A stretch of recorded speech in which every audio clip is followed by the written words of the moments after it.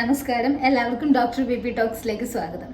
ഇന്ന് നമ്മൾ സംസാരിക്കാൻ പോകുന്ന ടോപ്പിക് എന്ന് പറയുന്നത് വളരെ റെയറായും അതുപോലെ തന്നെ വളരെ അൺഫോർച്ചുനേറ്റ് ആയും കേരളത്തിൽ നടന്നൊരു സംഭവത്തെക്കുറിച്ചാണ്. ഈയിടെ നിങ്ങളെല്ലാവരും ന്യൂസിൽ കണ്ടിട്ടുണ്ടാവും. സൂര്യ എന്ന് പറയുന്ന ഒരു പെൺകുട്ടി അരളിയുടെ പോയിസണിങ് ഏറ്റ് മരിക്കുകയുണ്ടായി. സോ ഇന്ന് അതിനെക്കുറിച്ചാണ് നമ്മൾ സംസാരിക്കാൻ പോകുന്നത്. കാരണം അരളി എന്ന് പറയുന്നത് വളരെ ഓർണമെന്റൽ ആയിട്ട് നമ്മൾ വീട്ടിലെല്ലാം വളർത്തുന്ന ഒരു ചെടിയാണ്. ഇത് ഇത്ര പോയിസണസ് ആണോ എന്നുള്ളത് പലർക്കും പല രീതിയിലുള്ള എക്സ്പീരിയൻസ് ആണ്. ചിലർ പറയുന്നുണ്ടാവും അത് ഇതുവരെ യൂസ് ചെയ്തിട്ട് പ്രത്യേകിച്ച് പോയിസണസ് ആയിട്ടുള്ള എഫക്റ്റുകളൊന്നും ഉണ്ടായിട്ടില്ലെന്ന്. പക്ഷെ ശരിക്കും അരളി എന്ന് പറയുന്നത് വളരെ പോയിസണസ് ആയിട്ടുള്ള ഒരു പ്ലാന്റ് തന്നെയാണ്. പല ടൈപ്പ് അരളികൾ എല്ലാവരും കണ്ടിട്ടുണ്ടാവും. പിന്നെ അത് ചുവന്ന നിറത്തിലുണ്ട്, വെള്ള നിറത്തിലുണ്ട്, മഞ്ഞ നിറത്തിലുണ്ട്. ഇതിനകത്ത് ഏതാണ് പോയിസണസ് എന്നുള്ളൊരു സംശയം എല്ലാവരുടെ ഇടയിൽ കാണും. അപ്പോൾ ഇതിന്റെ പോയിസണസ് എന്ന് പറയുന്നത് മൂന്നും ഒരേ രീതിയിൽ തന്നെ പോയിസണസ് ആണ്. ഈ മൂന്ന് വെറൈറ്റിയിലും ഇതിന്റെ പാർട്ടുകൾ, അതായത് പോയിസണസ് ആയിട്ടുള്ള പാർട്ടുകൾ വ്യത്യാസമാണ്. അങ്ങനെയാണ് അതിന്റെ ഒരു കൺസ്യൂമിങ്, അല്ലെങ്കിൽ ഏതാണോ പോയിസണസ് ആയിട്ടുള്ള പാർട്ട് അതിന്റെ കൺസ്യൂം നടന്നിട്ടുണ്ടെങ്കിൽ മാത്രമാണ് അവിടെ അത് പോയിസണസ് ആയിട്ട് ശരീരത്തിൽ എഫക്ട് ചെയ്യുന്നുണ്ടാവും. ചുവന്ന നിറത്തിൽ കാണുന്ന അരളി എന്ന് പറയുന്നത് നീറിയം ഒലിയാൻഡ്രമാണ്. അപ്പൊ നീറിയം ഒലിയാൻഡ്രം എന്ന് പറയുന്നതിന് ഫ്ലവർ റെഡ് കളറിലായിരിക്കും. അതുപോലെ ഇതൊരു വലിയൊരു ഷ്രബ് ആയിട്ടായിരിക്കും വളർന്നു വരുന്നുണ്ടാവുക. മിക്ക വീടുകളിലും കാണാം ഇതൊരു ഓർണമെന്റൽ പ്ലാന്റ് ആയിട്ട് വളർത്തുന്നുണ്ടാവും. ഇതിന്റെ ലീവ്സും അതുപോലെ തന്നെ റൂട്ടുമാണ് ഇത് ഒരേപോലെ പോയിസണസ് ആയിട്ടുള്ളത്. നീറിയ ഒലിയാൻഡ്രം എന്ന് പറയുന്ന ഈ റെഡ് കളറിൽ പൂ വരുന്ന അരളി ചെടിയുടെ ഒരു, ഞാൻ നേരത്തെ പറഞ്ഞിരുന്നു, റൂട്ടും അതുപോലെ തന്നെ അതിന്റെ ഒരു ലീഫുമാണ് ഫേറ്റൽ ആയിട്ട് വരുന്നത്. ഇതിന്റെ ഫേറ്റൽ ഡോസേജ് എന്ന് പറയുന്നത് ഒരു 5 തുടങ്ങി 15 ലീവ്സ് വരെയും പിന്നെ അതുപോലെ തന്നെ ഒരു 15 ഗ്രാം ഓഫ് ഫ്രൂട്ടാണ് ഇതിന്റെ ഒരു പോയിസണസ് അല്ലെങ്കിൽ ഒരു ഫേറ്റൽ ഡോസ് എന്ന് പറയുന്നത്. നമ്മൾ സംസാരിക്കുന്നത് ഈ പോയിസണസ് ആയിട്ടുണ്ടെങ്കിൽ തന്നെ അതിന്റെ സയൻസ് ആൻഡ് സിംറ്റംസിനെ കുറിച്ചാണ്. ചുവന്ന അരളി കൊണ്ടുണ്ടാവുന്ന ഒരു സയൻസ് ആൻഡ് സിംറ്റംസ്, പോയിസണസ് ആയിട്ടുണ്ടെന്നുണ്ടെങ്കിൽ അത് ശരീരത്തിൽ പുറമേയും കാണിക്കുന്ന ചില മാറ്റങ്ങളെ പറ്റിയിട്ടാണ് ഞാൻ സംസാരിക്കാൻ പോകുന്നത്.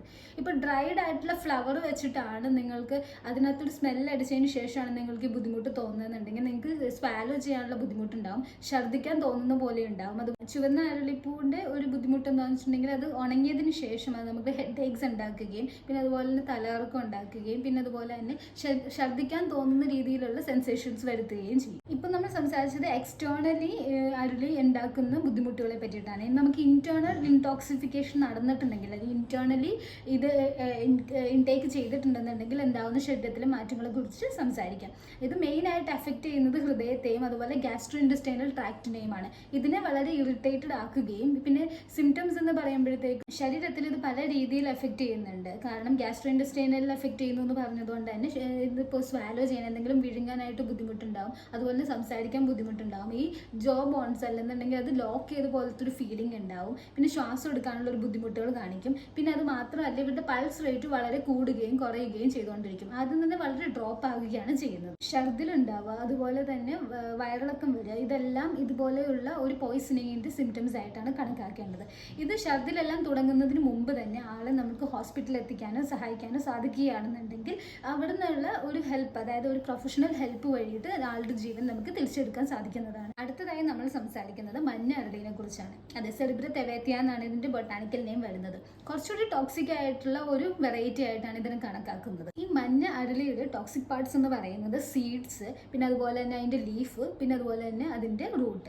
ഇത് മൂന്നുമാണ് ഈ മഞ്ഞ അരളിയുടെ ടോക്സിക് ആയിട്ടുള്ള പാർട്ടുകൾ. ഒരു 8 തുടങ്ങി 10 വരെയുള്ള സീഡ്സും അതുപോലെ തന്നെ ഒരു 15 തുടങ്ങി 20 വരെയുള്ള ലീഫുകളാണെങ്കിലും പിന്നീട് റൂട്ട് ആണെങ്കിൽ ഒരു 15 ഗ്രാമിന് മുകളിലാണെന്നുണ്ടെങ്കിലും ഇതൊരു ടോക്സിക് ഡോസേജ് ആയിട്ടാണ് കണക്കാക്കപ്പെടുന്നത്. മഞ്ഞ അരളിയുടെ ഒരു ഇൻടേക്ക്, അതായത് ടോക്സിക് ആയിട്ടുള്ള ഡോസേജിൽ ഒരു ഇൻടേക്ക് സംഭവിക്കുകയാണെന്നുണ്ടെങ്കിൽ ഇത് പോകുന്ന വഴിയല്ല, അതായത് മൗത്ത് തുടങ്ങി അത് ഈസോഫാഗസ് പിന്നെ സ്റ്റൊമക്ക് വരെയുള്ള ഭാഗങ്ങളിൽ വളരെ പൊള്ളുന്ന പോലത്തെ ഒരു വേദന അനുഭവിക്കേണ്ടി വരും. അത് മാത്രമല്ല ഇതിനകത്ത് വളരെ ടിംഗ്ലിംഗ് ആയിട്ടുള്ള സെൻസേഷൻ നാക്കിലുണ്ടാവുകയും പിന്നീട് അതിനുശേഷം നാക്കിൽ പിന്നെ ടേസ്റ്റോ അല്ലെന്നുണ്ടെങ്കിൽ ഒരു രീതിയിലുള്ള സെൻസേഷനും ഇല്ലാത്ത മാതിരിയുള്ള ഫീലിംഗ് വരും. അത് മാത്രമല്ല ഇതിനകത്ത് ഡീഹൈഡ്രേറ്റഡ് ആയിട്ടുള്ള ഒരു ഫീലിംഗ് ത്രൂ ഔട്ട് ഉണ്ടാകും. കാരണം വളരെ ഡ്രൈനെസ് ഫീൽ ചെയ്യാൻ സാധിക്കും. പിന്നീട് അതിനുശേഷം വോമിറ്റിംഗ് അതുപോലെ തന്നെ ഡയറിയ പോലുള്ള കണ്ടീഷൻസ് പിന്നീട് വരാനുള്ള സാധ്യതയുണ്ട്. അതിനുശേഷം പിന്നീട് തലവേദന അതുപോലെ തലകറക്കം പോലുള്ള സിംറ്റംസ് ഒക്കെ ഈ ഇൻടോക്സിക്കേറ്റ് ആയിട്ടുള്ള ആളിൽ ചെയ്യാനുള്ള സാധ്യതകളുണ്ട്. പിന്നീട് വരുന്നത് അവരുടെ പൾസ് ഡ്രോപ്പ് ആവുക എന്നുള്ളതാണ്. പൾസ് വളരെ ഡ്രോപ്പ് ആവുകയും പിന്നീട് അവരുടെ ഹാർട്ട് റേറ്റ് വളരെ ഇറഗുലർ ആകുകയും ചെയ്യും. ഇതാണ് പൊതുവെ ഒരു പെരിഫറൽ സർക്കുലേഷൻ്റെ പ്രശ്നം ഉണ്ടാകുകയും പിന്നീട് അതൊരു ഹാർട്ട് ബ്ലോക്ക് ആയിട്ട് മാറി മരണമടയുകയാണ് സാധാരണയായി സംഭവിക്കാറുള്ളത്. ഇങ്ങനെ പല രീതിയിൽ വളരെ പോയിസണസ് ആയിട്ടുള്ള ചെടികൾ നമുക്ക് ചുറ്റുമുണ്ട്. എന്നാൽ നമ്മൾ ഇതൊന്നും അറിയാതെയാണ് ഇതിനെ വളർത്തുന്നത്. ചില പോയിസണിങ് ആയിട്ടുള്ള പ്ലാന്റുകൾ ചിലപ്പോൾ മനുഷ്യർക്കായിരിക്കും പോയിസണസ് ആയിട്ടുണ്ടാവുക, ചിലത് മൃഗങ്ങൾക്കായിരിക്കും. സോ ഇതെല്ലാം നമ്മൾ ഒരു ആപത്തിന് ശേഷം മാത്രമേ എപ്പോഴും തിരിച്ചറിയുന്നുള്ളൂ. അപ്പോൾ നേരത്തെ തന്നെ നിങ്ങൾക്ക് അറിയാവുന്ന ടോക്സിക് ആയിട്ടുള്ള പ്ലാന്റുകൾ എന്തെങ്കിലും ഉണ്ടെങ്കിൽ വീട്ടിൽ നിന്ന് ഒഴിവാക്കാനായിട്ടാണ് ശ്രമിക്കേണ്ടത്. ഇന്നത്തെ വീഡിയോ നിങ്ങൾക്കെല്ലാം ഹെൽപ്ഫുൾ ആയെന്ന് വിശ്വസിക്കുന്നു. വേറെ അടുത്തൊരു വീഡിയോയിൽ കാണുന്നവരെ നമസ്കാരം.